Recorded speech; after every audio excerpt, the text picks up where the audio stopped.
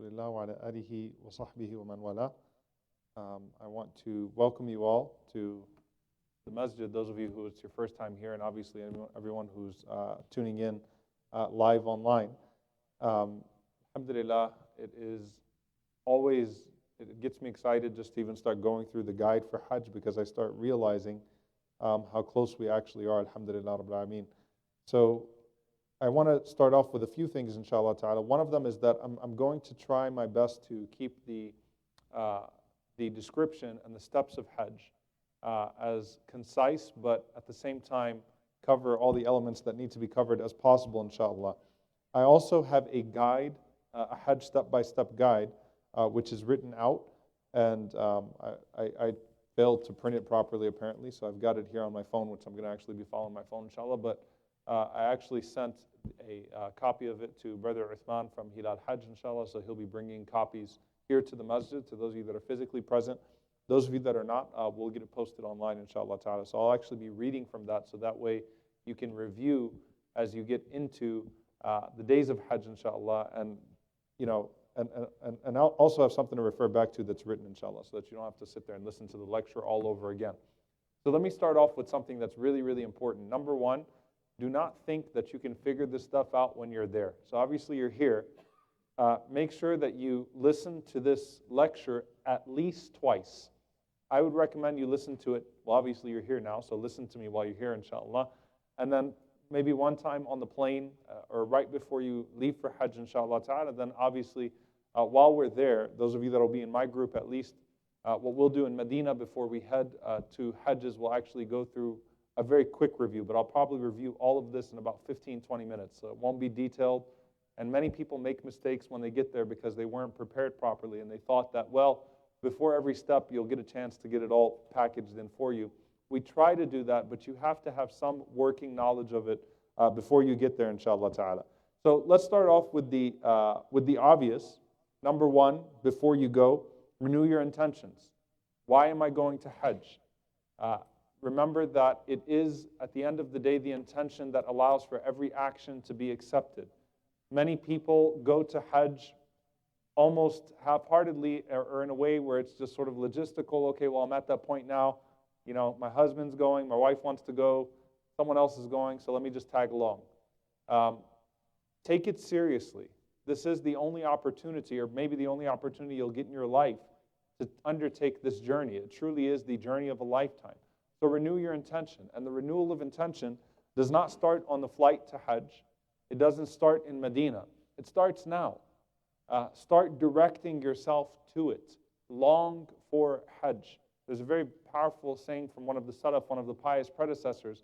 He said, how many bodies make tawaf around the Kaaba without hearts?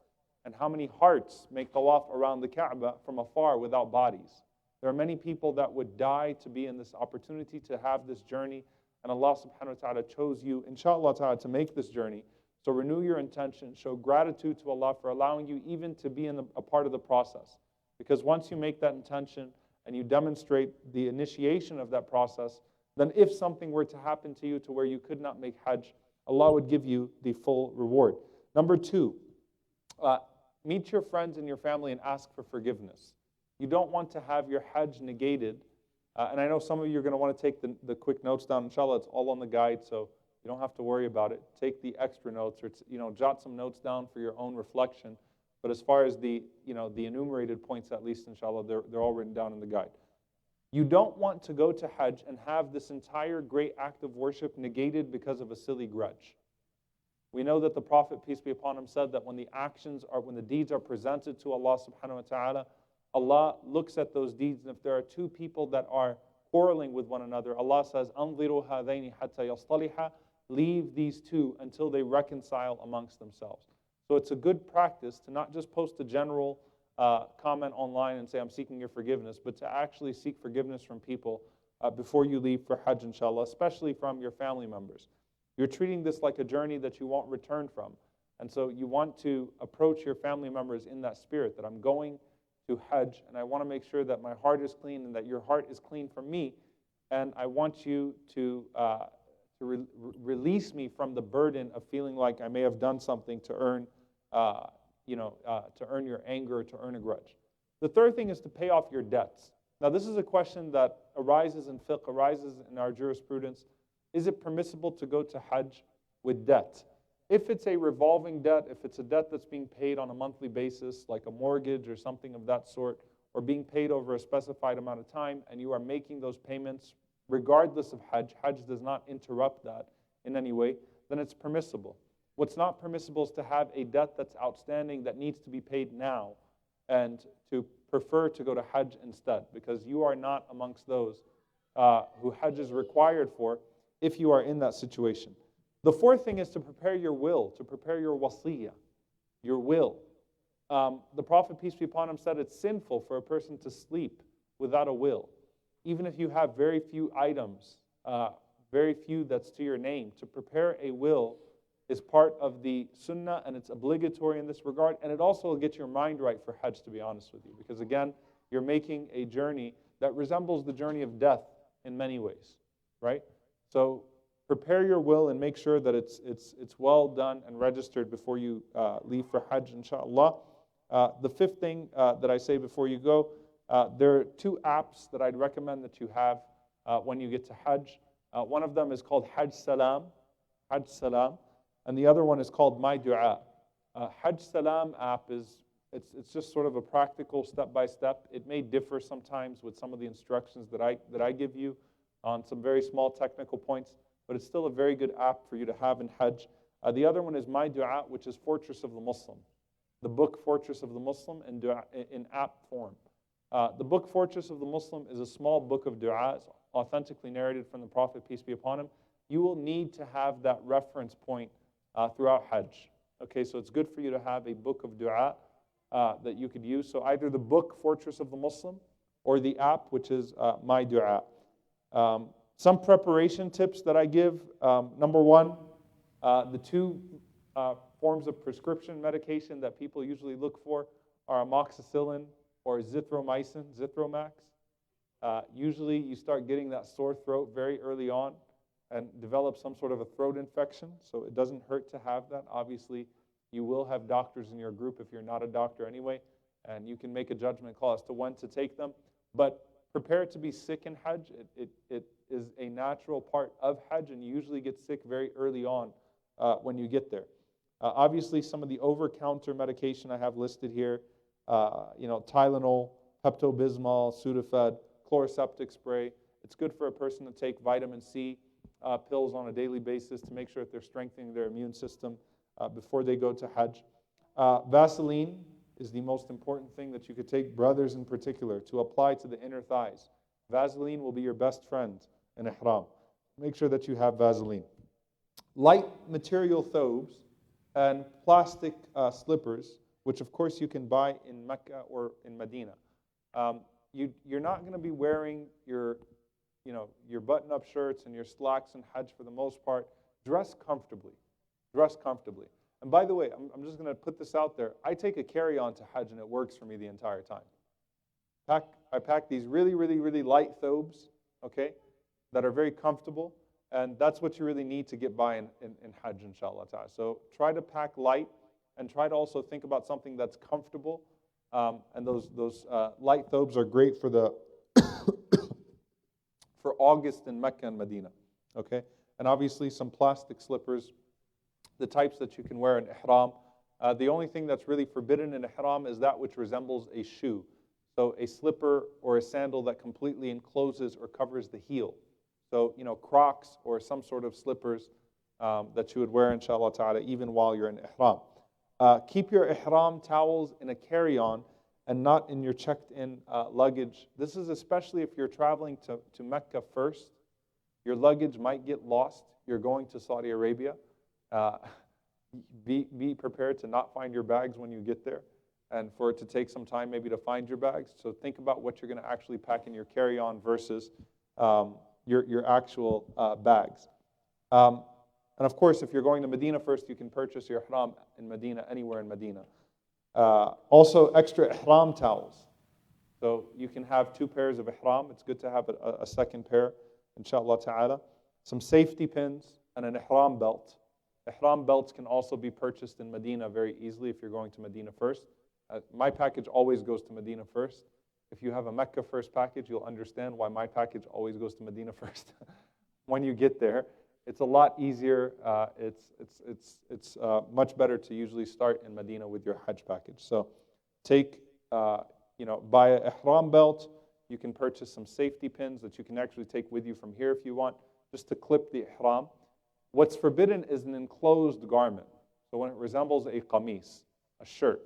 So for example, the ihrams that you'll find that already have the buttons in place and you can kind of just pin them like that, I think that they're problematic, so I advise against them. If they start to resemble a shirt, so they're sort of like buttoned all the way down or something like that, it's better if you just have something that can be removed, pin and removed anytime. So a safety pin would suffice in that regard. This is obviously one credit card, ATM card for emergencies, and a little bit of cash. The Hajj guide that will be given to you at the airport, again, there might be some differences between that and this guide, but it's good to have it with you, inshallah ta'ala. Some unscented baby wipes and hand sanitizer. This is something that you can also purchase in Medina, but it's good to have hand sanitizer throughout. Usually, I actually don't get sick in Hajj, alhamdulillah, usually. May Allah give us all full health on this journey. But you'll see me obsessively using that hand sanitizer, okay, throughout the Hajj. Even in Medina, I start in Medina. There's so much germs around you, and it's good to start doing that and just to make it a practice while you're there. Have those little hand sanitizers with you the entire time. Grocery bags, Ziploc bags, toilet paper, these are things you can buy from Medina. Again, this is mainly for the days of Hajj when you're going through Muzdalifah and some of those other places. One of the things that also people find very beneficial are dehydration packets, or some of those Gatorade packets, or things to keep yourself hydrated, that you can put in your water bottles. Yoga mats for Muzdalifah. If you're going to Medina first, or even if you're going to Mecca first, you can buy these little yoga mats from a place called Bin Dawood in particular. Bin Dawood is sort of the biggest store over there, department store, if you will, when you get there to Medina and Mecca. So getting a little yoga mat would be beneficial, inshallah ta'ala, for Muzdalifah. One of the things that's great is a shoe bag. You know those bags that have the strings that you can just put on your back? So it's easier, you're more likely to lose your stuff when you get into the Haramain. So this is even good for Medina, where you could just pick your shoes up, put them in your shoe bag, tie them on your back, inshallah ta'ala, and just walk with it. Some Hajj groups actually give you a shoe bag, okay? So check with your Hajj group. If you're part of Hilal Hajj, we do give everyone a shoe bag in the beginning, inshallah ta'ala, that they can use. But that's also very beneficial. A lot of brothers forget this in particular, thick socks. You're only going to do tawaf without socks when you're in ihram. All right? So that's tawaf al-umrah, when you get there for tawaf al-qudum, for the first tawaf. But when you do your tawaf al-ifada and when you do your tawaf al-wada', you're not going to be in ihram. And having thick socks helps a lot, all right? Especially when you're dealing with the different types of flooring as you're walking around the haram. So pack a pair of thick socks that you can wear, inshallah ta'ala, for tawaf. And of course, sisters as well, make sure you have some thick socks, inshallah ta'ala, for tawaf. As I said earlier, travel as light as possible and do not bring valuables with you. I'm looking at you, sisters, particularly. Do not bring valuables with you. Leave them home. They'll be okay, inshallah, when you get back. Store them away. Do not take your valuables with you. People lose stuff in different ways in Hajj. So it's just best not to do that, inshallah ta'ala. A Saudi SIM card, this is getting complicated these days, but if you get like a phone and you can insert a Saudi SIM card, they change the process like every single year. So sometimes the agencies can acquire it on behalf of the, every Hajji in advance. Sometimes every person has to go there and take their passport and get a SIM card. So just keep that in mind, inshallah ta'ala. That'll be good if you can get a Saudi cell phone, unless you have like T-Mobile or something where you can use WhatsApp internationally, inshallah ta'ala. Now the last few tips are really, they're both spiritual and practical. Number one, don't be a tourist or a photographer. Please do not take too many pictures while you're in Hajj. If you can avoid taking pictures at all, that's actually a good thing. This is not the journey where you want to sit there and take pictures and stuff like that. So I get that selfies with the Kaaba look really cool, all right, and all of that looks great, and you want to show people that sometimes, or you just want, it's not showing off per se, it's celebrating the moment or taking in the moment. Be there without your camera. Trust me, it's better for your heart, it's better for your soul, it's better for the people that are going to run into you when you're taking pictures in the middle of a crowd. It's better for everybody. So please don't go there with the mindset of a tourist or a photographer. It's very easy to get caught into that. The most annoying thing in the world is even when you walk by the grave of the Prophet ﷺ, everyone's got their cameras out, their phones out, right? And you got people just constantly, you're doing tawaf and you just have just obnoxious selfieing going on throughout the entire tawaf. Please try to leave this as a journey between you and Allah subhanahu wa ta'ala. Okay? You want to take a couple of pictures here and there just to share with your family or to keep it kind of restricted, private, that's fine. But no Facebook photos while you're there in Hajj. The second one, this one here, by the way, this one is not necessarily spiritual, but it is a little bit spiritual. When you get to Medina, when you get to Mecca, the airport, here's what they're going to do with your passport. You're going to hand them your passport, and they're going to do this. They're going to throw it behind them. Okay, and it's going to go in some box, and you're not going to see it for a very long time, and you might never see it again, because they're not the most organized in the world. All right? They take your passport when you get there. All right? That's not a Hilal Hajj thing. That's just if you're going for Hajj. They take your passport when you get there. And so, you're at the mercy of their phenomenal, organizational skills, which consists of a bunch of cardboard boxes and somehow your passport ending up in a Turkish embassy or in the embassy of the Netherlands. There's some weird stuff that happens there. But so don't get too crazy over that. That's going to happen when you get there. But what would do you good is to make 2 copies of your passport. Keep one at home, keep one with you, inshallah ta'ala. So actually have a copy of your passport with you, even if that means taking a picture with your phone, but have a clear copy of your passport just in case your passport gets lost, which happens it actually happened to me, and it wasn't fun at all. It's happened more than once to me. One time it was lost for days. So Allah knows best, but these things happen. With that being said, the last 2 tips before I get into the actual fiqh and the rulings and preparing ourselves. Number 19 on this list is patience and a positive attitude. Things will not go 100% smooth in Hajj, no matter what group, no matter what package you're in. Hajj is meant to be a struggle. Hajj, you're still, at the end of the day, no matter how much money you pay, no matter what package you're going with, you're functioning within the system of a country, all right? And that country's systems are not going to match up with any VIP, any North America. No, things function wild over there. Things get crazy. Nothing goes smooth over there, all right? Nothing is ever on time over there, but you need to be prepared as if everything is on time, because if it's on time and then you mess it up, then you're going to wait for another 12, 14 hours. So don't be that person in the group, all right? But buses don't come on time. Things are hectic and crazy. You get lost. These are all things that you should expect to happen. You get frustrated. Hajj is not the ibadah. It's not the act of worship of nice, silent, calm khushu' that you get in the masjid in Taraweeh or Qiyam, or when you're all alone. Hajj is a ibadah. It's an act of worship of struggle. You are showing Allah subhanahu wa ta'ala that you're exhausted, beat up, tired, and you're doing it all for His forgiveness, right? Seeking His forgiveness and for a greater purpose. It's a display of humility to Allah subhanahu wa ta'ala. So the whole chaos that you're in, just go with the flow. Go with the flow. You're a guest of Allah subhanahu wa ta'ala, accept the accommodations of the host. If you want to tear up your Hajj agency, wait till after you're done Hajj so you don't sacrifice your Hajj tearing up your Hajj agency. Then you can write the nastiest emails in the world if you want. Then you can write bad reviews, you can complain. But don't get caught into that when you're in Hajj. And by the way, here's what happens in Hajj groups. One person starts complaining, and then it normalizes complaints for everybody else, and then you become a whiny group. All right? And everyone thinks it's okay because, well, that person did it, so everyone says, yeah, don't do it while you're there. Whether you're in my package or someone else's package. Go with the flow while you're there. As long as you're able to do your Hajj, you didn't get your food on time, your bus didn't show up, you lost all these things. Say Alhamdulillah and go with the flow. And realize there are people that are going to be doing the entire journey on foot, without group, without accommodation, sleeping in the street, nothing, and they're not complaining. They are so joyous to be there. All right? So do not complain while you're there. Sabr, patience. You can get everything lined up, and this is especially tough for people that are, that pay attention to detail and that like organization and that like things to be, not, you can buy a $50,000 package. It's not going to happen over there. All right? So just expect craziness and chaos. It's part of the journey.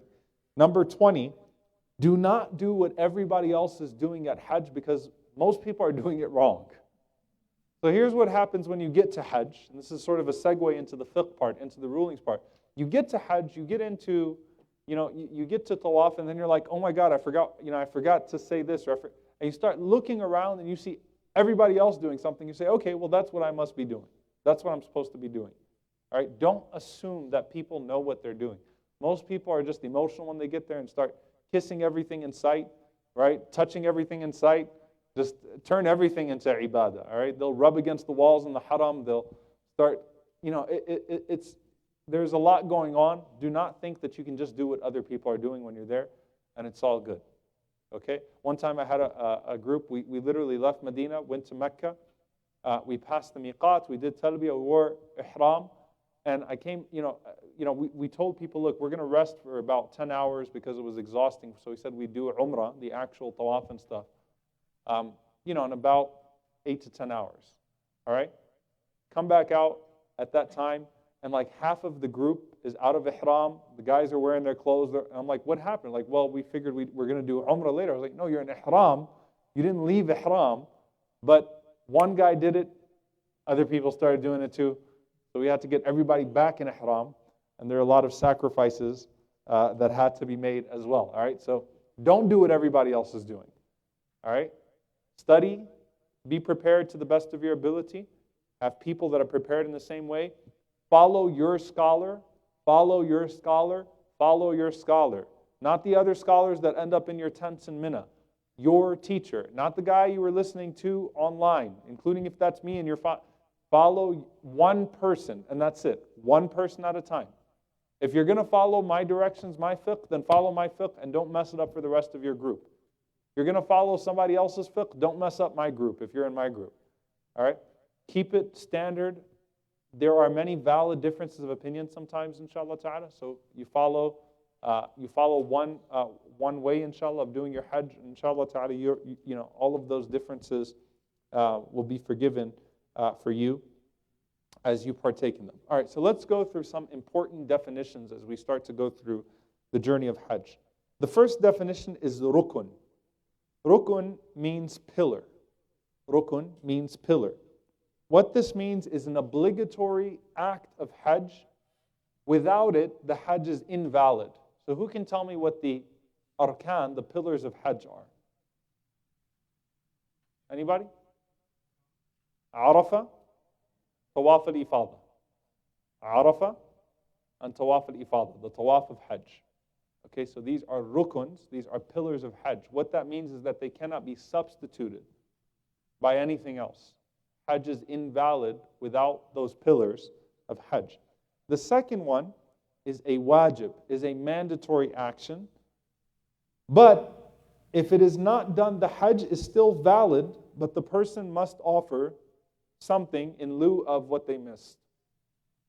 Okay? So a sacrifice is offered because you missed a mandatory action. So this is a second tier of mandatory actions in Hajj. And we'll go through some of them, inshallah. The third one is a sunnah, which is a desirable action. So if a person does it, they're rewarded. If a person does not do it, then they will not be punished, and there's no need for fidyah. A lot of times, you just throw all three in one bucket when you get there. So this is all Hajj. So even if you miss a sunnah, you're like, all right, I need to go do a sacrifice now. So don't conflate the three, inshallah ta'ala. We'll carefully go through which of or which acts all three cover.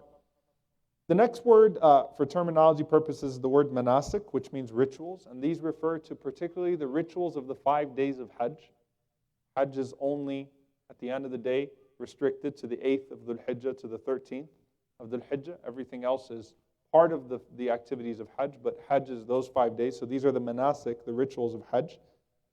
The word dhanb means sacrifice. So I want you to pay close attention to this. And I didn't do this in my previous lectures on Hajj step by step. So I've refined the presentation, if you will, inshallah, because of some of the questions that usually come. There is a sacrifice to be done if you miss a wajib of Hajj. If you miss a mandatory action of Hajj. You can only sacrifice an animal to compensate for that. Okay, so if you miss a wajib, the only way to compensate for that is offering an animal sacrifice, which there are many ways to do that when you're there. There are booths and there are people that are selling animal sacrifice. You could do it online. They have apps for it. They have all types of ways for you to do that. But the point being, if you miss a wajib, there's only one thing you could do as a form of expiation, which is to offer a sacrifice. Now, the second compensation is called fidya. Fidya. All right? This is an expiation for doing one of the mahdurat, one of the prohibited things in ihram. Violating the hajj, basically, or violating the ihram more specifically. If you violate the ihram, so you do something that violates the ihram, all right, and you miss one of, you partake in one of those prohibited actions, then you can do one of three things without any preference. You can choose one of these three things. You can offer an animal sacrifice, or you can fast 3 days when you return home, or you can feed 6 needy people, which is very easy to do in Hajj. There are many, many poor people around. You could literally buy al-bayk. If you're not familiar with al-bayk, you will come to know al-bayk chicken, fried chicken. Buy boxes of al-bayk and you can serve 6 poor people, feed 6 poor people. Or you can feed them anywhere, right? You could, 6 poor people somewhere else in some other part of the world, you can feed them. But the point is that the fidya, the compensation for partaking in one of the prohibited actions of ihram, is a sacrifice, fasting 3 days after you return home, or feeding 6 poor people without any preference between the three. This obviously refers to the majority, if not all, of what usually takes place. Very few people will actually miss a wajib of Hajj, because obviously you should do everything in your power to not miss a wajib of Hajj for any reason whatsoever. Now the word ihram does not refer to the garment itself. Ihram refers to the state of being. Ihram refers to a state of being. It is the state of being that has conditions and prohibitions. The state of being that has conditions and prohibitions. So women are in ihram, men are in ihram, but the word, there's ihram as in the garment, and then there's more specifically ihram as in the state of being when a person declares the ihram. The miqat, the station, is the point from which you make the intention for Hajj or Umrah, and you enter into ihram before entering into Mecca. So you take on the state of ihram as you enter into Mecca. Those of us that are in Medina, we will be going through the miqat of Dhul Hulayfa. Very soon, it's actually convenient because it's not far out of Medina. This is the station, the miqat through which the Prophet, peace be upon him, went through. This is the station that when Isa alayhi salam, when Jesus, peace be upon him, comes back, will go through, inshallah ta'ala, as he makes his way for Hajj. This is the miqat of the people of Medina. So about 30 minutes out of Medina on the way to Mecca, and there you will assume the state of ihram. Now, the next 3 words refer to the different types of Hajj. There's Hajj that is tamattu'. The word tamattu'. Tamattu', it means temporary. It means, it carries the connotation of relaxation. What it really means, the reason why it's called tamattu' is because you do a break, or you take a break between the ihram of Umrah and the ihram of Hajj. So for example, you get to Mecca, you do Umrah, you get out of ihram completely after you finish Umrah, and then you wait for the 8th of Dhul Hijjah for Hajj, and then you go back into ihram. So it is temporary, there is a pleasure, there is a comfort that comes with it because you have a break between the 2 ihrams. This is the preferred method of doing Hajj because the Prophet, peace be upon him, said that if I live to see the next year, this is the type of Hajj that I would do. I would take a break between the ihram of Umrah and the ihram of Hajj. So if you have time before the 8th of Dhul Hijjah, then this is the best way to do Hajj. Now, if you're getting to Mecca right before Hajj, the type of Hajj that you will do is called qiran, which means combined. Qiran. You combine the ihram and the intentions of Umrah and Hajj. You combine between the two. This was the Hajj of the Prophet, peace be upon him. He only did one Hajj, right, after prophethood. So the Prophet ﷺ combined Umrah and Hajj. So he did Umrah, he stayed in Ihram until Hajj, and he continued with the same Ihram and same intention. So they're both valid because the Prophet, peace be upon him, did one, but he said, next year I would actually divide between the Umrah and the Hajj intentions. But if you're going to Mecca on the 7th of Dhul Hijjah or the 8th, it's inconvenient. It actually causes, it causes more inconvenience to get out of Ihram and then go back into it. So it's better for you to just assume a singular Ihram and to continue, inshallah. Then there is Hajj, there's Ifrad. Hajj Ifrad. Ifrad means singular, and basically it's Hajj without Umrah. And this is the Hajj of the people of Mecca. They live in Mecca, so they take on the intention for Hajj once the time for Hajj comes, and they do their Hajj. There are some other differences, but those I just want you to understand the terminology for now, and we'll get to the other differences as the time comes, inshallah. And then there is the word hadi, which is the sacrifice, the animal sacrifice. Now, hadi is not like the other sacrifices. Hadi is the sacrifice of Hajj. So there's a sacrifice if you miss a wajib, and then there's the sacrifice which you offer, of course, in commemoration of the action of Ibrahim alayhi salam and the sunnah of the Prophet sallallahu alaihi wasallam. It literally means gift, right? Hadi comes from the word gift. You bring it with you, all right? If you really want to be, assume the way that the Prophet sallallahu alaihi wasallam did, right? You would bring the hadi with you even, right? But it's a sacrifice that you offer as part of your ibadah, part of your act of worship. And if you are doing Hajj, tamattu' or qiran, you will offer a hadi. Okay? You will offer the hadi. And so that's something to keep in mind, inshallah ta'ala. And of course, this is something that someone else is going to do on your behalf. At no point do you actually have to pick up a knife and slaughter in Hajj, unless it's a person. No one laughed. SubhanAllah. All right, thank you. All right, the last word before we get into now the process is the word talbiyah. What is talbiyah? Talbiyah is saying the chant of labbaik Allahumma labbaik, labbaik la sharika laka labbaik, innal hamda wal ni'mata laka wal mulk la sharika lak. Here I am, O Allah, here I am. Here I am, testifying that you have no partner. Here I am. Verily all praise and blessings are yours, and all sovereignty. You have no partner. There is only one God. So you will offer this, of course, between the time in many different parts of Hajj, inshallah ta'ala. But obviously, first and foremost, you'll come to know it from the point of the miqat, when you assume ihram, from the station, when you assume the state of ihram, all the way to umrah, and then throughout the days of Hajj. This is the best form of remembrance of Allah subhanahu wa ta'ala that you could do. Okay? So, the way that you're starting off with ihram. All right? The sunnahs of entering into ihram at the miqat or before the miqat. So you don't have to take a shower and do these things at the miqat itself. You could do them at your hotel or before you actually get to the miqat.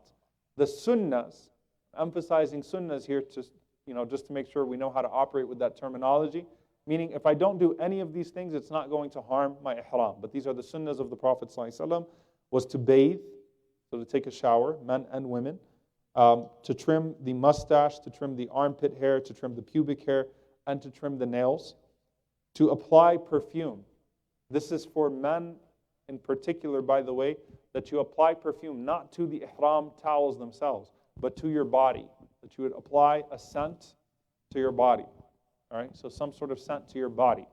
And then you would put the ihram towels on top. Okay? So you don't put, you would go through these things, you wear the ihram towels, and then you head to the miqat. The actual intention for the state of being of ihram is not done until the miqat, but all the preparation could be done before you get to the miqat. Okay?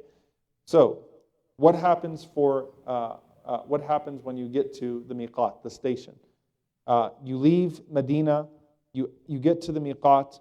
If you are passing over the miqat, if you're coming to Jeddah, so some people this is one of the reasons why we do Medina first. If you fly to Jeddah, all right?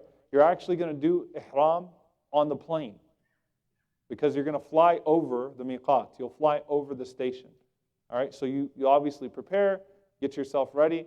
I know, by the way, most brothers think this happens every time I've flown into Jeddah. I usually go there, I usually go Mecca first when I go for Umrah. And everyone thinks, well, I'll just wear ihram on the plane.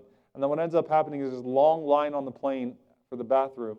And some people take a lot longer putting on the ihram. So if you're stopping in a place, like if you're stopping in I was going to say Doha, but you can't do that anymore. You're stopping in Amman, Jordan, or you're stopping in Egypt, or you're stopping in Istanbul, or Dubai, or someplace before you go to Jeddah. It's better to just wear the ihram towels then. And then inshallah ta'ala, once you get on the plane, as you're about to land into Jeddah, the pilot will actually announce that you're passing over the miqat. At that point, you make the intention for ihram. Okay?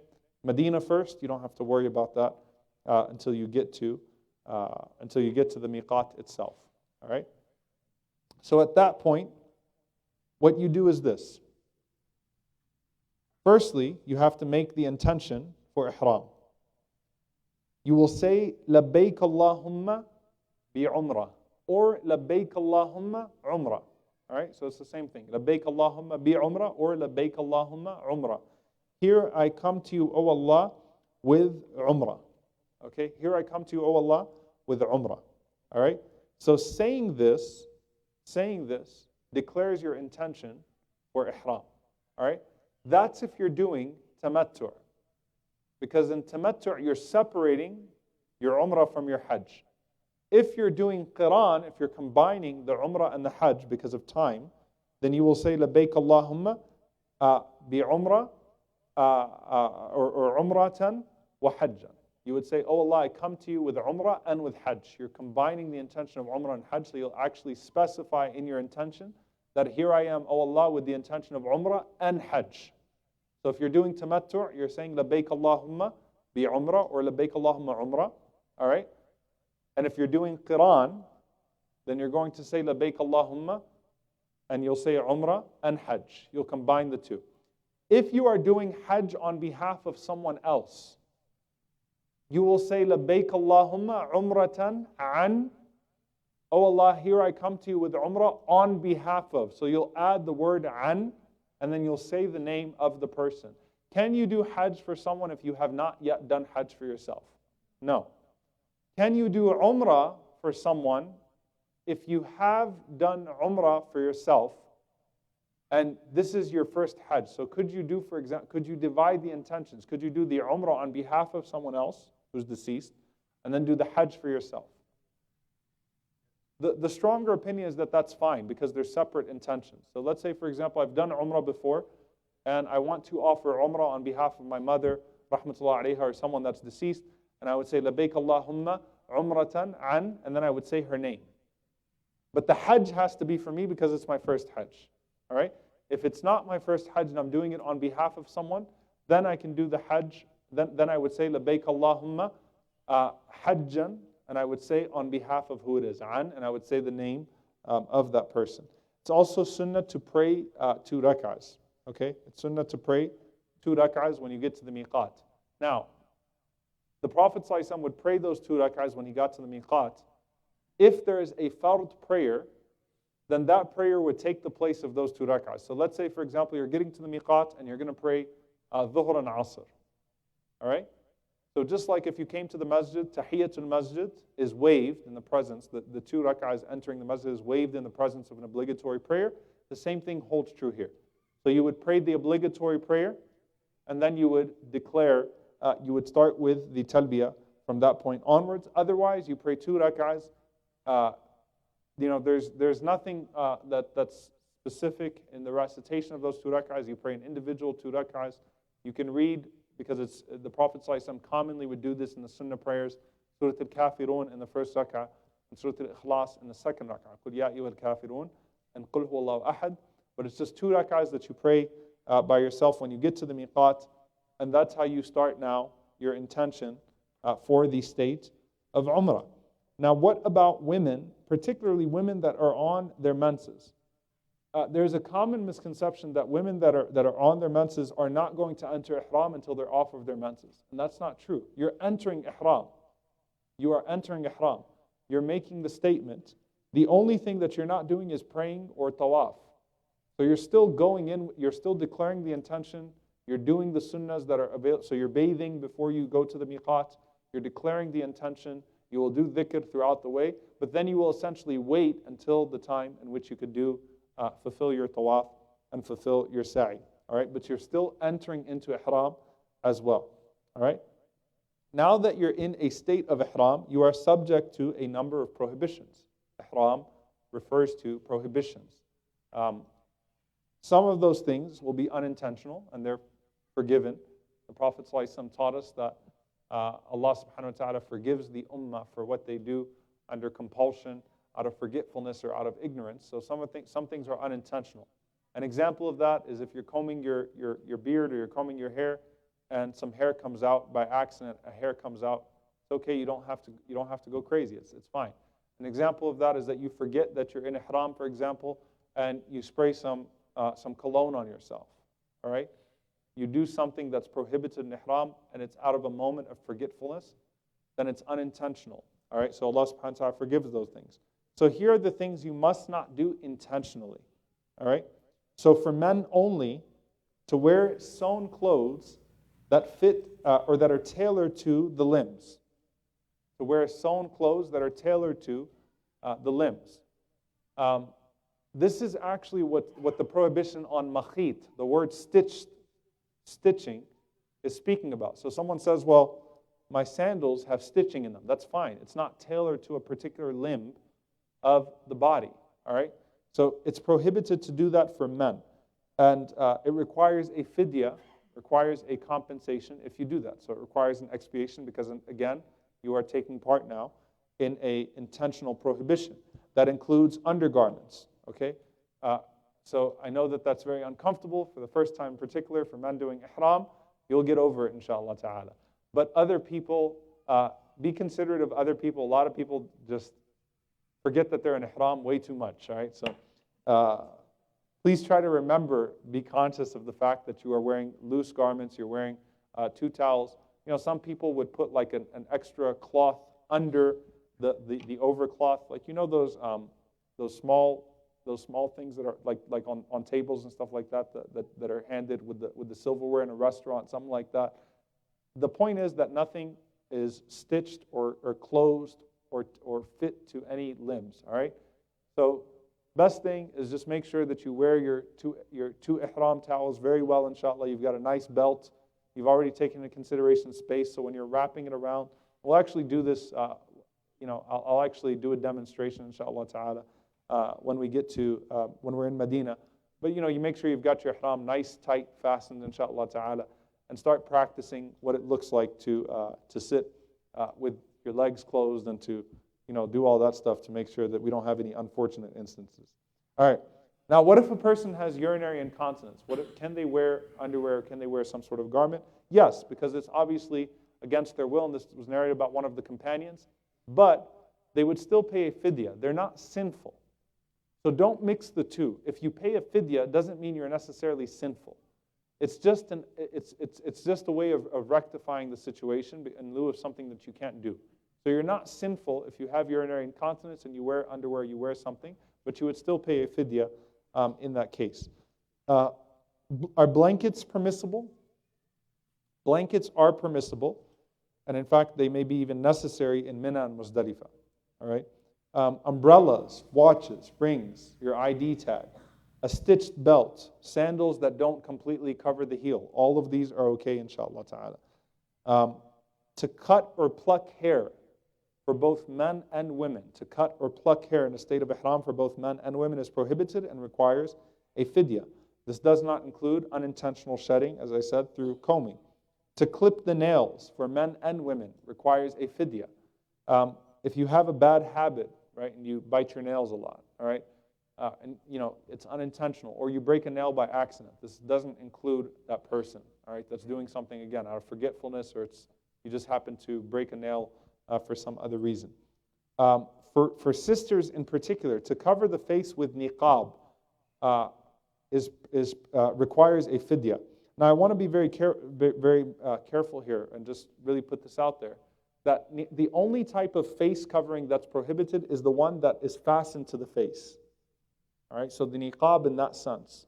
The khimar, all right, where if a woman pulls something over her face, that is not prohibited. That does not violate the ihram.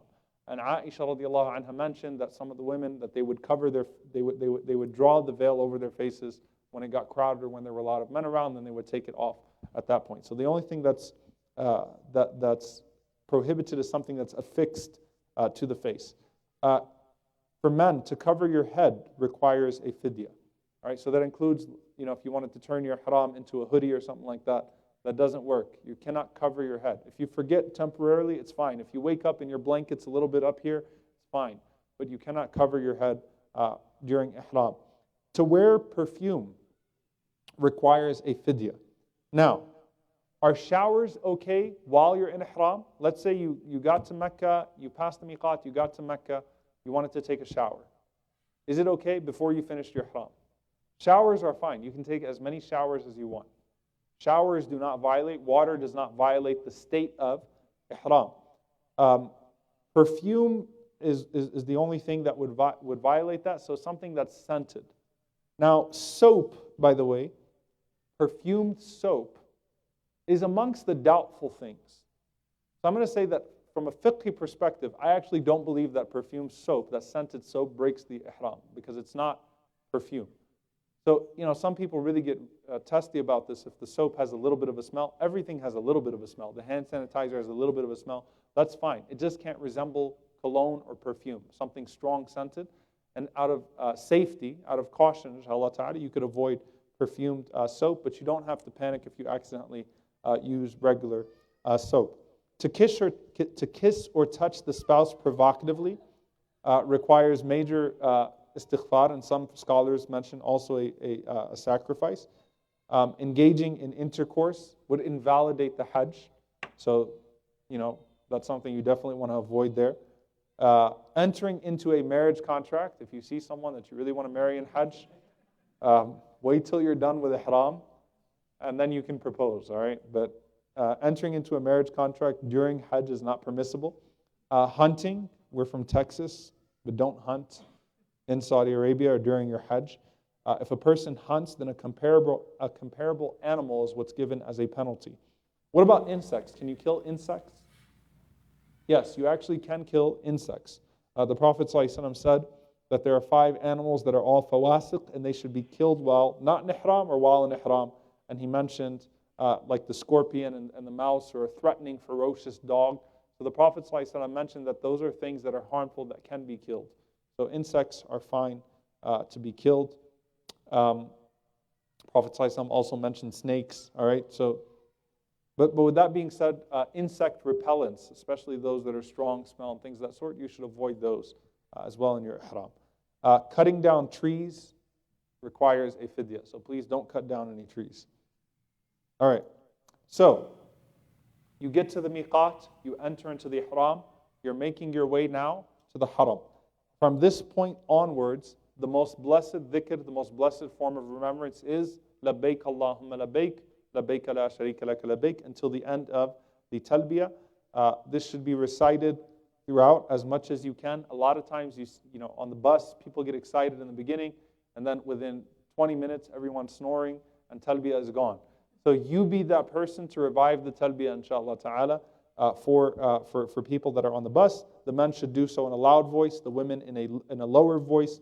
Don't do the talbiyah in unison. What that means is, someone says, labbaik Allahumma labbaik, and then people say, labbaik Allahumma labbaik, labbaik la sharika laka labbaik, labbaik la sharika laka labbaik. That's not from the sunnah of the Prophet ﷺ. So we do it together, that's fine. But to have a leader that's sort of leading a group is not from the sunnah of the Prophet ﷺ. So this is the best form of dhikr to do on your way to the haram as much as you can. Now, when you get to the haram, this is known as tawaf al-qudum, the first tawaf, the entrance tawaf. Wudu is required for tawaf according to the strongest opinion, because the Prophet ﷺ likened it to salah in that regard, to prayer in that regard. So you have your wudu. And of course, as I mentioned, you can take a break. You don't have to go straight to doing tawaf. you have a hotel, or even if you want to take a few hours to rest before you actually do the Umrah itself, it's fine. Just don't leave your ihram. All right? So you do wudu, and then the brothers will expose their right shoulder. And this is only for tawaf al-qudum, for the first tawaf. This is not for any other tawaf. This is only for the entrance tawaf. You expose your right shoulder. You enter the haram through any gate, and you look for the green light to start. The green light marks where the black stone is. So you'll find it on different parts of the haram, and that marks where you're going to actually start your tawaf. You enter with your right foot, and you say the dua of entering into the masjid. Bismillah wa salatu wa salamu ala rasulillah. Allahumma ighfir li dhunubi waftah li abwab rahmatik. And then you can say, A'udhu billahi al-azim wa biwajhihi al-kareem wa bisultanihi al-qadeem min ash-shaytan al-rajim. It's all written in the document, inshallah ta'ala, which you'll get, which will be shared online as well. And you start your tawaf. You go and you start your tawaf from the place of the black stone, from where the green light marks. Tawaf replaces the 2 rak'ahs of tahiyyat al-masjid, of entering the masjid. What that means is that you're not going to do it, and at other times, if you're coming to the masjid and you're not going to do tawaf, then just like any other masjid, you'll pray 2 rak'ahs, tahiyyat al-masjid. But here, you're just going to get to the masjid and you're going to go straight to your tawaf. Align yourself with the black stone, you face it, you make takbir, so you say Allahu Akbar, and you signal towards it with your right hand. You don't, it's a very simple signal like this. It's not, none of that stuff, or, no shouting out the black stone. Simple right hand signal, one time. You don't have to do it for a long time. You don't have to wave to it. It's meant to be a sunnah. Again, there is no superpower in the black stone. Let's not turn it into an act where it actually, and you'll see a lot of people do that. And again, may Allah forgive them. They just don't know what they're doing. It's emotion. Everyone's kind of looking around. You just want to do as much as you can, and somehow it's added religiosity. So one time, Allahu Akbar, you would signal towards it with your right hand, and then you proceed to make tawaf with the Kaaba counterclockwise. The first 3 circuits of tawaf should be done at a faster pace, but it's impractical to run. And by the way, if you can't even walk at a faster pace, especially if you're with a group, then the brothers can simply motion as if they're walking at a faster pace, just to fulfill the spirit of that sunnah of the Prophet ﷺ. But don't hurt people, and obviously don't lose your group behind you. The shoulder will be exposed throughout all 7 circuits. The 7 circuits of tawaf should not be interrupted. If you need to leave and come back, then start over, unless you have a hardship. So if a person has urinary incontinence, they will continue. If they lose their wudu frequently, for whatever reason, if they have a hard time keeping their wudu, then you continue, inshallah ta'ala. You start with wudu and you continue, and it's okay if you lose your wudu. Otherwise, you lose your wudu, you should go back, make wudu, and you should come back and you should start over, because it's like salah. It's also like prayer, in that if you doubt how many circuits you have completed, the Prophet ﷺ said, فَلْيَبْنِ عَلَى الْيَقِينِ, that a person should build upon certainty. So he said that with prayer. He says it with tawaf. You'd be amazed how easy it is to forget how many circuits of tawaf you're making. It's only 7. It sounds easy enough, but you'll be like, am I on 4 or 5? And you see people in their group looking around like, am I on 3, 4, 5? So if you're uncertain, go with the number that you're certain. So if you don't know if you did 4 or 5, then go with 4, so that you can be sure that you completed 7, inshallah ta'ala. If the prayer interrupts, if salah interrupts, then you need not start over your tawaf after prayer. You stop, you pray, and then you continue where you left off, because prayer is not an interruption of prayer. All right? If you can touch al-Rukn al-Yamani, the Yemeni corner in tawaf, then you can do so. It's a sunnah. And if you can, and this is the corner before the black stone. So basically, Ibrahim alayhi salam built the Kaaba like a rectangle. All right? So the 2 original foundations of the Kaaba are the Yemeni corner as well as the black stone. Those are the 2 original corners, foundations of the Kaaba. So the Prophet ﷺ would touch al-Rukn al-Yamani. He would touch the Yemeni corner if he passed it by. And the Prophet ﷺ did not blow kisses to the Yemeni corner. He did not even signal towards it if you can't touch it. If you can't touch it, then just proceed. Okay? So don't signal towards it, and if you're right next to it, don't kiss it. The Prophet ﷺ would merely touch it and make his way for the last circuit. This is the one time in tawaf where you have a prescribed dua. The dua is رَبَّنَا آتِنَا فِي الدُّنْيا حَسَنَةً وَفِي الْآخِرَةِ حَسَنَةً وَقِنَا عَذَابَ النَّارِ. Oh Allah, give us the best of this life, the best of the next, and protect us from the torment of hellfire. This is the only supplication that the Prophet ﷺ prescribed in tawaf. Otherwise, make your own du'as. But this is the most comprehensive of the du'as. So it's good to just keep on saying that as you are completing that last wall of the Kaaba in each one of your circuits of tawaf. So other than that, the best du'a, your own language. Ask Allah what you want. Just keep connected in dhikr, keep connected in remembrance, and in supplication. After you complete your 7th circuit, so your 7th circuit technically is complete with the black stone. All right?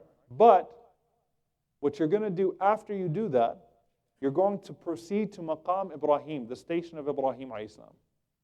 The station of Ibrahim alayhi salam is going to be crowded. All right? So what you're going to do is you're going to pass by it, and you're going to try to align yourself with the Kaaba, placing the maqam between you and the Kaaba in some way. So it's not precise. So you find the closest that you can, past Maqam Ibrahim, find anywhere that you can pray, inshallah ta'ala, 2 rak'ahs, and try to be as aligned with Maqam Ibrahim as possible, but don't put yourself or other people in harm's way. You'll pray these 2 rak'ahs, when you get to Maqam Ibrahim, you will recite وَاتَّخِذُوا مِن مَقَامِ إِبْرَاهِيمَ مُصَلَّى. Okay? وَاتَّخِذُوا مِن مَقَامِ إِبْرَاهِيمَ مُصَلَّى, which is the verse in Surah Al-Baqarah, and take the station of Abraham as a place of prayer. These 2 rak'ahs that you'll pray are silent. The first rak'ah you'll recite قُلْ يَا أَيُّهَا الْكَافِرُونَ. The second rak'ah you will recite قُلْ هُوَ اللَّهُ أَحَدٌ. All right? So the first rak'ah is قُلْ يَا أَيُّهَا الْكَافِرُونَ. Second rak'ah is قُلْ هُوَ اللَّهُ أَحَدٌ. Then you can proceed to drink Zamzam, and you can take a break before you do sa'i if you want to. Zamzam, obviously, you no longer have to go to Zamzam. There are coolers everywhere. It's sunnah to just take a few sips of Zamzam. You don't have to. You could even have your water bottle with you and just pull it out your shoe bag at that point and just take a few sips of water, inshallah. You can rest a little bit, and then you make your way to do the sa'i. When it comes to doing the sa'i, whether you're on the basement, the first floor, the second floor, the third floor, it's all the same distance. So tawaf is a lot longer on the second or third floor. Sa'i, it's the same distance. Go to the second or third floor. It's a lot easier because most people just head straight to the first floor, and it's always the most crowded. So go as high as you can in the sa'i, inshallah ta'ala, and make your sa'i on one of the top floors. When you approach a Safa, the first mountain of a Safa, you're not going to see a mountain, all right, because the hills of Safa and Marwa have been eroded over time. So it's way down there. It's still there. There's still some of its original remnants, but you're just going to go to the place that marks a Safa. At that point, you would recite إِنَّ الصَّفَا وَالْمَرْوَةَ مِنْ شَعَائِرِ اللَّهِ, the verse in Surah Al-Baqarah, that verily As-Safa and Al-Marwa are 2 symbols of the symbols of Allah. You would say, أَبْدَأُ بِمَا بَدَأَ اللَّهُ بِهِ. I start with what Allah started with. Then you face the Kaaba and you put your hands out in dua. So you're standing at a Safa like an angle and you're facing towards the Kaaba and you put your hands in dua. Okay? At this point, you would say, لا إله إلا الله وحده لا شريك له له الملك وله الحمد وهو على كل شيء قدير لا إله إلا الله وحده أنجز وعده ونصر عبده وهزم الأحزاب وحده.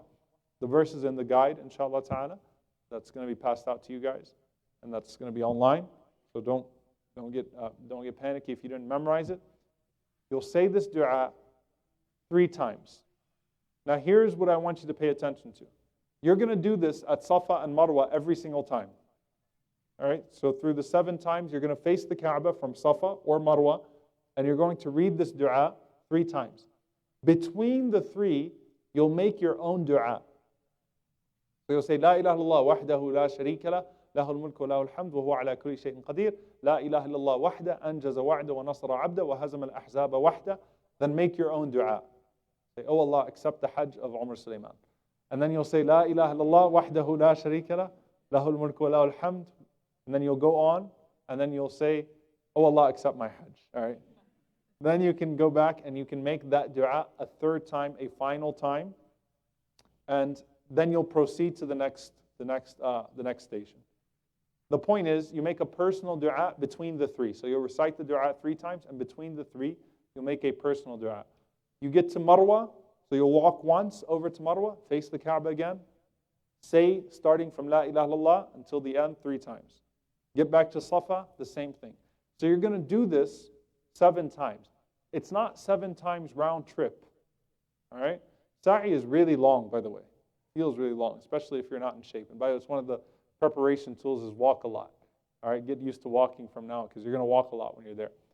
So each one, so it's 1, 2, 3, 4, 5, 6, 7, ending at Marwa. All right? So you're not doing 14, you're doing 7 total, inshallah ta'ala. All right? You complete your Umrah at that point, when you complete at Marwa, at that point you will now proceed to have your ihram taken, or to exit the state of ihram. Now, a lot of people don't get this, and I'm saying this now because, again, these are just things over the years I realized kept on recurring. The act of shaving the head or cutting the hair is a ritual. It's part of exiting ihram. So you haven't exited ihram until you do that. So you don't start doing the stuff that you do outside of ihram and then cut your hair. Cutting the hair precedes that. Okay? So you can have your hair trimmed or shaved. And it's better to leave enough. You can leave enough hair on your head if you want to for the Hajj, especially if it's close by, especially if the dates are close by. Or you can just use clippers and go 0 on the first time, and then a little bit of fuzz will come for Hajj, and then you can shave it. The point is that obviously some hair is going to grow back before the actual days of Hajj, so it's better to leave a little bit up there. Sisters, do not shave your heads. All right. Women will cut the finger's length of hair, so it's about 1/4 or 1/2, just a small amount of hair. You just grab your hair and cut something small from the bottom, inshallah ta'ala. So just a little bit of hair. When you grab your hair, cut a little bit from it, inshallah ta'ala, and that is sufficient. So at that point, you've exited your ihram. I don't recommend getting your hair cut by the guys waiting outside of Marwa with their machines in their hand. All right? Is it permissible to have someone else do it for you, like a friend, roommate, spouse? Yes. Is it permissible to do it yourself? Yes. With the intention of exiting ihram, it's fine, inshallah ta'ala. All right? So even if you had your own machine, you can do it for yourself, inshallah ta'ala, or you could have someone else do it for you. Because the intention is to exit ihram at that point. Everything at that point has become, we're talking about tamattu' now, those that have gone for tamattu'. So you finished Umrah, everything is halal for you until, everything that's usually halal is halal for you, until the 8th of Dhul Hijjah, and you go into the ihram of Hajj. All right? If you're doing Qiran, obviously you didn't exit your ihram yet, you do Umrah and you just stay in ihram until the time of Hajj, and you continue with that ihram. So now, you're going to wait until the 8th of Dhul Hijjah. One of the biggest mistakes people make is they got a few days in Mecca and they say, I could pack in a few Umrahs here. Do not do that. The priority is rest. The priority is the reward of praying in the Haram of Mecca, which is 100 times like prayer anywhere else in the world. The priority is tawaf. It's a great ibadah. Do acts that will keep you spiritually healthy, but also physically healthy, inshallah ta'ala. It is neither physically good for you, nor is it closest to the sunnah to start doing a lot of umrahs at that point. One umrah and wait for Hajj, inshallah ta'ala, and then you could rest before Hajj. And by the way, the priority truly, a lot of people exhaust themselves before Hajj. The priority, especially those days like 4 to 8, the 4th of Dhul Hijjah to the 8th of Dhul Hijjah, is rest. You want to get as healthy as you possibly can, because the Hajj is an exhausting journey, and that's where you really don't want to be sick. Some people are already out of it by the time you start on the 8th of Dhul Hijjah. So on the 8th of Dhul Hijjah, you'll repeat all the sunnahs that you did for the start of ihram once again. And you will take up the intention for Hajj from where you are. Whether you're in Mecca or in Aziziyah, wherever you are, you'll take up the intention for Hajj. At that point, you'll simply put on the ihram and you will say, Labbaik Allahumma Hajjan. Here I am, O Allah, with Hajj. Okay? On the 8th, it is sunnah. This is called Yawm al-Tarwiyah. It is sunnah to go to Mina on the 8th day. It is not a fard, so it's not a rukun, nor is it a wajib. It's a sunnah. All right? It's sunnah to be in Mina on the 8th day. Preferably, the Prophet ﷺ would say he would pray all of his prayers in Mina on that day. And he would pray them shortened but not joined. So he would do qasr but not jama'. So he'd pray dhuhr 2 rak'ahs, asr 2 rak'ahs, maghrib 1.5, maghrib 3, isha 2 rak'ahs. So he'd pray shortened but at their specified time. So he would not combine. It's permissible to combine as a traveler, but the ideal at this point is to pray your qasr, to pray shortened but at their specified times, inshallah ta'ala. On the 8th, the priority is to get a good night's sleep. The most important day of Hajj is the next day, which is the 9th, which is the day of Arafah. Spiritually preparing yourself on that day, and that's one of the benefits, honestly, of going to Mina the day before, of getting yourself, or being in ihram, being in the tents already. You're already sort of thinking about Arafah. You're thinking about that day. You're longing for Arafah. So you're spiritually preparing yourself. You're getting rested. You're not doing anything that's overly exhausting on that day, inshallah ta'ala. So think of the du'as that you want to make. Some people start writing down their du'as. They get their du'a journal ready for Arafah. Think about what you're going to do. Spiritually prepare yourself and long for that wonderful moment. Now, what's not wonderful about Hajj, in particular from the 8th day until when you're done with the days of Hajj, are the bathrooms. All right? So the bathrooms are going to be terrible throughout the Hajj. No matter what tent you're in, by virtue of the traffic, the amount of people that are using the restrooms. So you want to try to avoid foods that would make you go, if you want to take something to hold your stomach, that's fine. Some people accidentally take laxatives instead of taking something to hold their stomach. Every year it happens to somebody. Don't be that person, all right? So if you want to hold your stomach, that's a good idea, inshallah, for the next few days. Memorize your tent number in Mina as well, because you might get lost and no one is going to be helpful in those days of Hajj. You ask anyone, where is this? They'll just point in a direction. No one's going to tell you anything. So memorize your tent number, sort of get a feel for it. Drop a pin if you have a phone that can do that. Drop a pin to the location so you could come back if you need to. But keep it, inshallah ta'ala, memorized. On the 9th day of Dhul Hijjah, you will depart to Arafah. And this is obviously the most important ritual of Hajj. The Prophet ﷺ said, Al-Hajju Arafah. Hajj is Arafah. It is the core act of Hajj. You'll depart Mina for Arafah, preferably after Fajr, but it's okay if you leave before Fajr, but preferably you'll leave slightly after Fajr, hopefully before Dhuhr. Hopefully you get there before Dhuhr. And you rest a little bit before Dhuhr. The Prophet ﷺ used to pray Dhuhr and Asr combined and shortened in the beginning of the day of Arafah. All right, so at the time of Dhuhr. So as soon as Dhuhr came in, the Prophet ﷺ would pray Dhuhr and Asr, shortened and combined, to give preference to dua for the rest of the day. All right? He would give a khutbah, and then the Prophet ﷺ would proceed to make dua for the entire day of Arafah. Do not try to go to Masjid Namira. Some people will try to go to the masjid. It's a bad idea. Most people get caught up in the crowd trying to go, and they end up getting pushed back out anyway.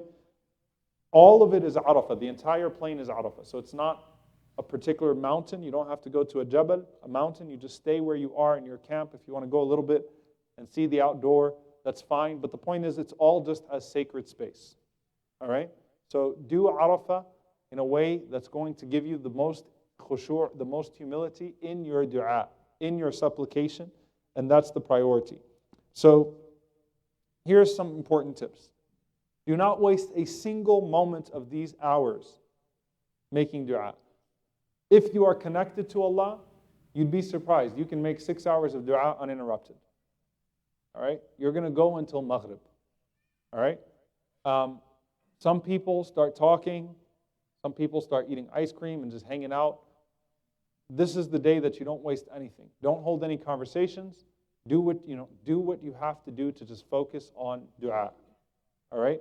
If you're in my group, this is the time in which I'm going to completely ignore you. All right? But on a serious note, everyone to himself on Arafah. This is your time to make dua personally. The best dua is the dua from the heart, the dua in your own language. There is a desire at times to join the congregational du'as. It's not prohibited, but it's also, the best is to just immerse yourself in your own dua. Okay? And to really take advantage of that, inshallah ta'ala. Don't be fooled by a guide that's going to lead you to a specific place or to some special place. It's all fine. The Prophet ﷺ said the best form of dhikr, the best form of remembrance that I and the Prophets have made on the day of Arafah is La ilaha illallah wahdahu la sharika lah lahul mulku wa lahul hamd wa huwa ala kulli shay'in qadir. So when you're getting up to use the restroom or to grab something to drink or whatever it is, or when you find that you have a moment in your dua where you're not so sure what to say that dua. Is it permissible to read Quran? Yes, it's narrated from some of the Salaf that they also started to read Quran for some of the times. The point is to keep yourself immersed in dhikr, in the remembrance of Allah subhanahu wa ta'ala, with the core objective being dua. So you will stay there until Maghrib. All right? And the last part of the day of Arafah is the best part of it. It was narrated from Ibn Mas'ud radiallahu anhu. Those last moments of dua as the sun is setting, they are precious moments, subhanAllah. And you'll feel it when you're there. It is a moment that you cannot put into words. The moments where you know that you have like 10 minutes left and the sun is setting and you're making those du'as to Allah subhanahu wa ta'ala. At that point, here's what's going to happen. You're going to feel like it's Eid. Everyone's going to congratulate each other, not realizing that you still have some very difficult days ahead, but it's just Arafah feels that amazing. So don't feel bad for feeling like it's Eid. The feeling of that forgiveness of Allah subhanahu wa ta'ala, the feeling of that tawbah, the feeling of those moments of connection. People are often very emotional at those moments. You've just gotten out of making more dua in those hours than you probably did for the entire year. It's a powerful, powerful experience. And technically speaking, getting to Arafah any time in the night is permissible, or it counts, right? So even if a person just touched down, it still counts. But still, this is the sunnah of the Prophet ﷺ to use the entire day in dua if you can. At this point, after that, you will now make your way to Muzdalifah. And all that happiness that you felt in Arafah will go away when you get to Muzdalifah. And you see everybody laying out on the streets. And you see no space whatsoever. And you wonder, where am I going to find space here? Muzdalifah looks like what you would imagine Yawm al-Qiyamah. It's just out there. It's just ground and just people stacked on top of each other everywhere. But it's very humbling, right? And we'll talk about the spiritual dimensions in Hajj, inshallah, when we're actually there. It's very humbling. You just left these moments of connecting yourself to Allah and declaring that His forgiveness is more important than anything else. So getting to Muzdalifah is a very humbling experience. The Prophet ﷺ would leave sometime after the sunset. You can leave anytime after the sun sets, inshallah. And on that night, you will pray Maghrib and Isha combined in Muzdalifah, inshallah ta'ala. Once you get to Muzdalifah, the priority is to rest. Priority is to rest for the next day. All right? So it's very hard to sleep. Some people say they get the best sleep in the world somehow on the night of Muzdalifah. I have never gotten a good night's sleep in Muzdalifah, but I'm a very light sleeper, so if you can sleep, alhamdulillah. If you can't, then alhamdulillah. But the priority is to rest as much as you can, inshallah ta'ala. Some people collect the stones here for the jamarat. There's no specific virtue in collecting the stones from Muzdalifah. You can do it in Mina also, but it's just practical. Because there's stones everywhere, you've got nothing to do. Take an empty water bottle and you could fill your water bottle with stones, inshallah ta'ala. So you're going to collect 80 small stones to be used throughout the Hajj period, inshallah ta'ala. All right, so 80 small pebbles to be used throughout the Hajj period, inshallah. Okay? This is where your yoga mat will come in handy that I spoke about in the beginning. You sleep outside on the ground, and the next day is the day of Eid. Eid over there is not like Eid over here. All right? Eid is very different over here. The Prophet ﷺ would pray Fajr at the beginning of its time. All right? Now, is it permissible for some people to leave Muzdalifah before Fajr? It is permissible for the women, for the elderly, for the sick to leave before Fajr, but after midnight to avoid the crowd. Sometimes an entire group will do this because of the dynamics of their group. That's fine. If you have to go with them, you can. If you're accompanying someone who has a condition, that's also fine. Some of the Sahaba would accompany those with conditions. It's easier to leave Muzdalifah early if you have to, all right? Or if you have a condition, you can go to the Haram, you can do Tawaf before Fajr while it's still not crowded, while the crowds have not yet come for the next day. That's fine, inshallah ta'ala. But for most people, you will pray Fajr in Muzdalifah, and then you depart to Mina. When you get to Mina, you will stone only one of the jamarat. The Jamrat al-Aqaba. The 3 pillars are called jamarat. All right, so you'll only stone one of the pillars on that day with 7 stones, inshallah ta'ala. You're continuing to say labbaik Allahumma labbaik and the talbiyah as you go forth now between Mina and Arafah and Muzdalifah back to Mina. When you get to the Jamrat al-Aqaba, here is my number one pro tip, Hajj pro tip for you when you get to the crowds. You're going to see that and this is where it's very dangerous, right? Usually it's very dangerous. Obviously with the levels now, the danger has been reduced, but still, you pay attention. When you're walking to the Jamarat, a lot of people, or most people, attack, or they go straight to the Jamarat in this direction. Here's what you do. Imagine that the Jamra is there, and this is the crowd. Walk around the crowd, okay? And you will walk right up to the Jamarat. It's actually pretty amazing because it works without failure. It's every single year, every single time. Sometimes I see it and I'm like, well, this crowd might be different. It's never different. People all attack from this side. You can just walk right around the crowd and you can have access to the Jamarat. Don't try to throw from far away. You'll probably hit someone like me in the back of the head. I've been hit by members of my group. The Jamarats are not fun for tall people. All right? So just try to be patient. Calculated, inshallah ta'ala, walk around the crowd, and you'll find it very easy to do so. You will say Allahu Akbar with each stone as you throw it at the Jamrah. Okay, so you'll say Allahu Akbar with each stone as you throw it at the Jamrah. At that point, all right, and stoning can be done anytime after sunrise, preferably before noon on that day. At that point now, you will now start making the takbirat of Eid. So you'll notice the chants have changed. Allahu Akbar, Allahu Akbar, Allahu Akbar, La ilaha illallah. So you'll start to hear the chants of takbir at this point. At this point now, you can partially leave ihram if you do one more thing. So let me put it to you this way. On the day of Eid, the 10th of Dhul Hijjah, there are 4 things you need to do. You need to stone. You need to do tawaf, all right? You don't have to do it on that day, but that's one of the actions to fully leave your ihram. You will need to do a slaughter, all right? So the hadi will be slaughtered on that day, and you will need to shave or cut your hair. So stoning, tawaf, slaughter, shaving or cutting your hair. Remember, this is actually one of the rituals, all right? If you do 2 of any of those 4, you partially exit ihram. Partially exiting ihram doesn't mean you take off the top towel. It means that you leave ihram and the only thing that's impermissible at that point is intimacy with the spouse. Okay? Everything else becomes permissible for you at that point. So once you've stoned the jamrah, you walk down to where you have to go at that point. You can cut your hair, you can shave your head, and then at that point you've done 2 of 4, you can partially exit the ihram. All right? The animal will be slaughtered at some point during the day by the authorities. Some Hajj groups, our Hajj group usually does it, meaning we don't go see the animals, but someone from Hilal Hajj will actually keep us posted on the animals, inshallah ta'ala. And at that point, inshallah ta'ala, you can exit the ihram, you can shower, you can wear perfume, you can do everything like that. And at some point now, you need to go and you need to make tawaf al-ifadah. You need to make the tawaf of Hajj.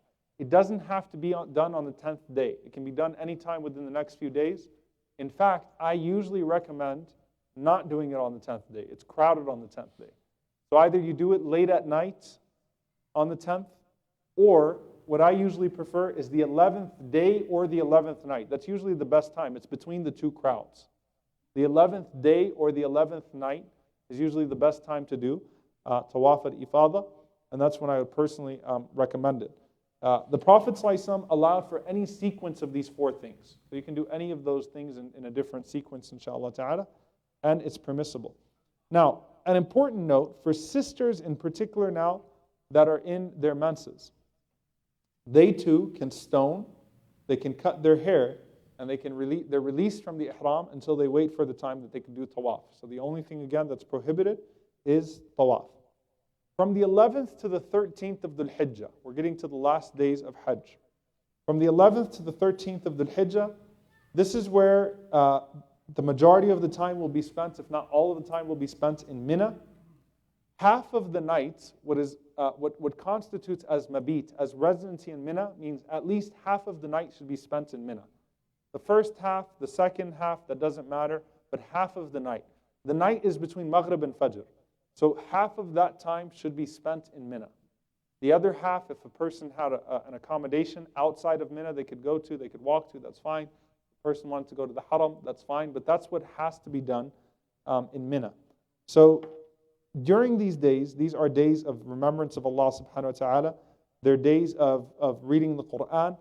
And each of those days, you're going to stone each of the 3 jamarat. 7 times for each of the pillars. So on the 10th, you just stone 1. On the 11th and the 12th, and maybe the 13th, you'll stone all 3. And I'll explain the maybe the 13th part. All right, so you're going to stone all 3 of the jamarat, saying Allahu Akbar. You know how in Safa and Marwa, when you're making the du'as, between the 3 du'as, you make a du'a between the 2? The same thing in the jamarat. Between the 3, so you're going to stone 1, face the Kaaba, make du'a. Stone 2, face the Kaaba, make du'a. Stone 3, and be on your way. So just like in Safa and Marwa, the du'as are between the 3. There are 2 between the 3. All right?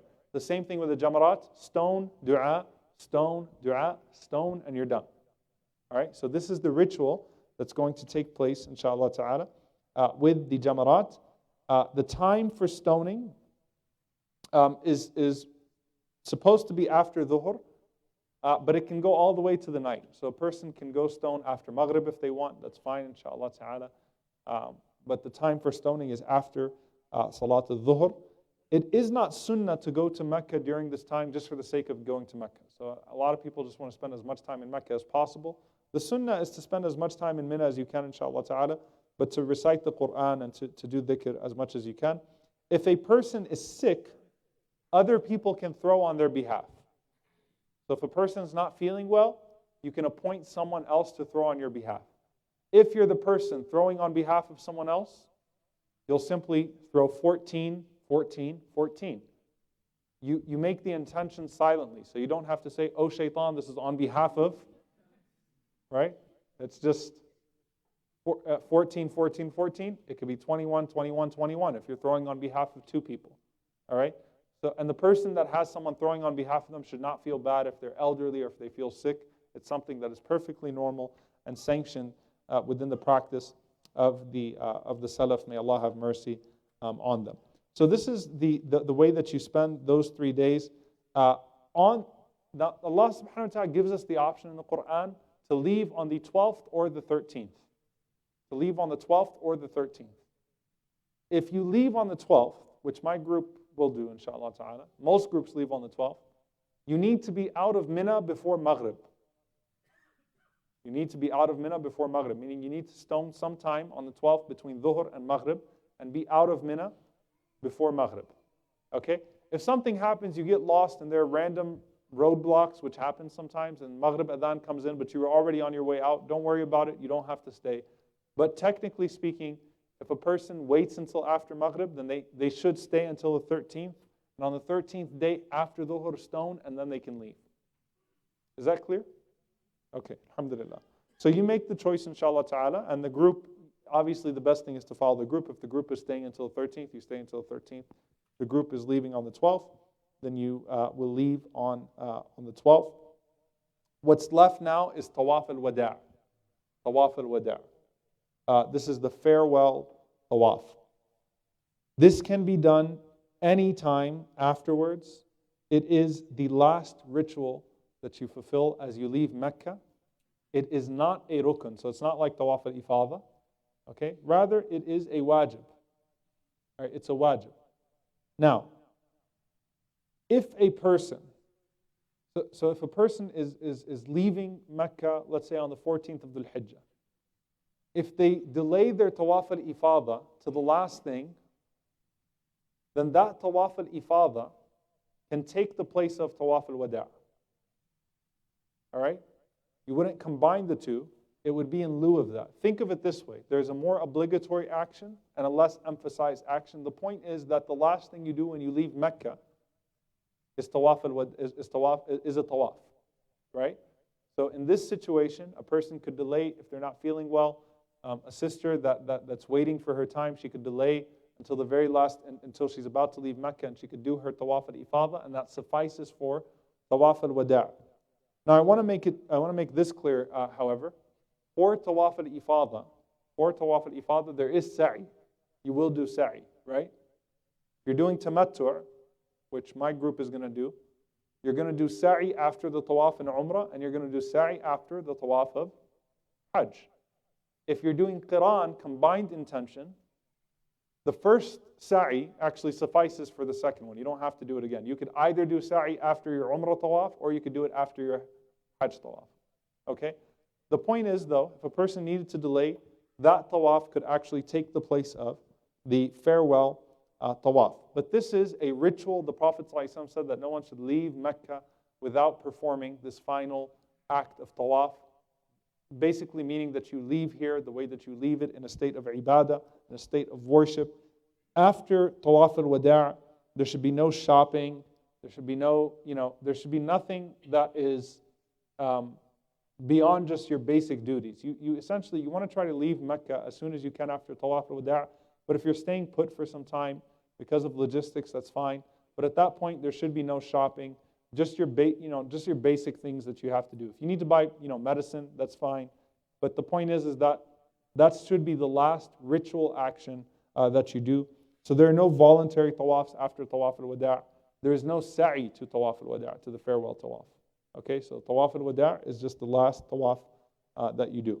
The last thing that I'll cover here, inshallah ta'ala, as we get into Salat al-Maghrib, and then we'll take some questions. Women's issues when it comes to menstruation.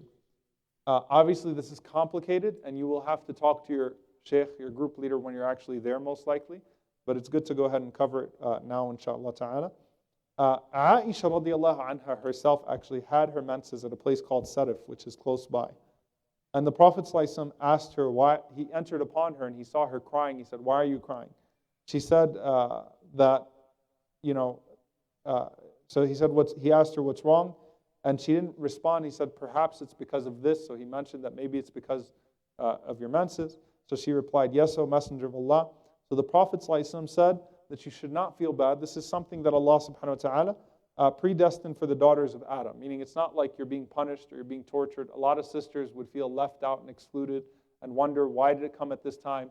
And they'd start to actually feel bad, right? This is not, Allah is not for punishing you or excluding you. This even happened to the mothers of the believers.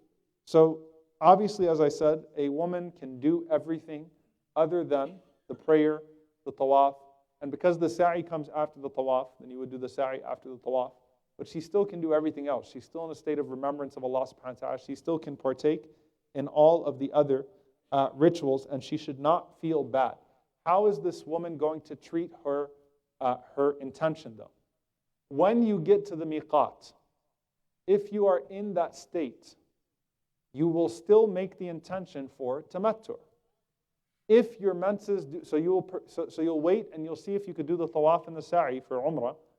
If the time comes for the 8th of Dhul Hijjah and people are you're heading to Mina now for Hajj, and you still did not get off of your period, at that point you will switch your intention from tamattu' to qiran.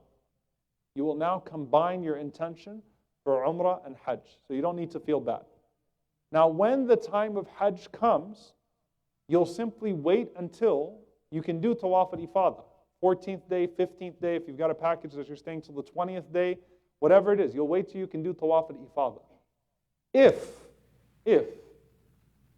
the time to depart leaves and you still have not left your menstruation and you have to do Tawaf al-Ifadah, you will do it anyway. Okay, this is the fatwa of Shaykh al-Islam ibn Taymiyyah rahimahullah and other scholars, that at that point now you're excused to do Tawaf al-Ifadah because it's a rukun. You don't do Tawaf al-Wada', you don't do the other tawafs, just Tawaf al-Ifadah. You would do it even though you would be on your period, and that's something that the scholars allow in that situation, because obviously you can't just come back later to Mecca and do Tawaf al-Ifadah. You're in a situation, and since the tying of Salah to Tawaf is a strong analogy, it is not exactly prayer. So it doesn't exactly take those rulings, and so in that situation, a sister could do that. Lastly, inshallah ta'ala, if a sister took some pills to delay her menstruation and it didn't work, this happens to a lot of people because obviously when you get to Hajj and the types of things that happen there, everything gets thrown out of whack. Taking pills and delaying menstruation, this is permissible if it's okay for you health-wise. You should obviously check with the doctor, make sure it's something that you can do. We find that even in a narration from Ibn Omar radiallahu anhu that some of the women used to drink what was called ma' al-arak. Like they would grind the siwak from the arak tree and they would put it into water, and that supposedly held up or delayed the menses. But if the period comes on its time anyway, then you're going to treat it like it's on its time. If it's spotting or a different type of blood, then you're going to obviously analyze that in a different way, and that's where you'll seek out a fatwa, inshallah ta'ala, from the scholar that's in your group. Do not despair though, do not hate yourself, don't cry, don't think that this is a curse or that this is some punishment that came from Allah. It happened to Aisha radiallahu anha on the one Hajj with the Prophet sallallahu alaihi wasallam, so it is not any type of punishment or any type of torture. And again, a lot of these issues, as I said, are parts of the fiqh of Hajj, inshallah ta'ala, for which there are specific fatwas that you would seek while you're there in Hajj, inshallah ta'ala. Obviously, if you are in my group, I look forward to having you in my group. If you're not in my group, may Allah forgive you. Hopefully we'll still bump into each other though. If you'd like to join our group, we still have some spots, inshallah ta'ala. You can go to hilalhajj.com.